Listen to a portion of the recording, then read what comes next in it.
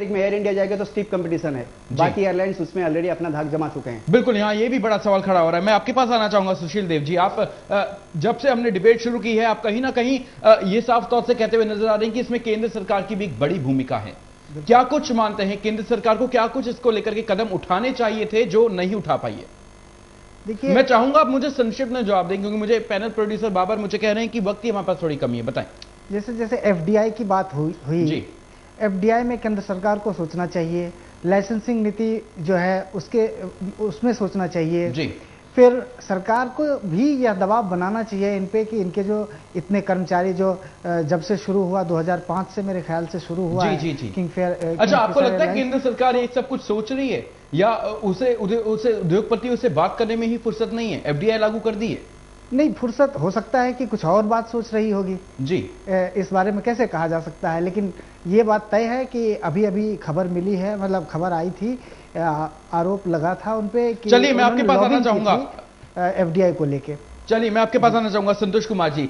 केंद्र सरकार को मानते हैं क्या कि कुछ कदम उठाने चाहिए थे जो नहीं उठाए इसने? देखिए, इस देश को सरकार नहीं बल्कि उद्योगपति चला रहा है जी। और सरकार जितने भी मंत्रीगण हैं उद्योगपति के एजेंट के रूप में काम कर रहे हैं।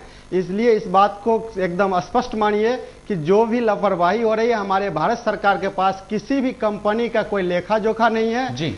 किंगफिशर का माने बजट घाटा में है कि बढ़ रहा है, चलिए इसकी कोई लेखा नहीं है। तो अब आप किसे जिम्मेदार मानते हैं? सबसे बड़ा आरोपी आप किसे मानते हैं? केंद्र सरकार को मानते हैं। केंद्र सरकार को मानते हैं। हिमांशु जी, आपके पास आना चाहूंगा। सबसे बड़ा आरोपी कौन आपकी नजर में?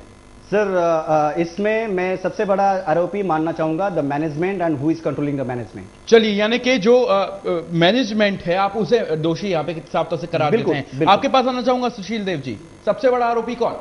सबसे बड़ा आरोपी निश्चित रूप से मैनेजमेंट है पहले, फिर सरकार है।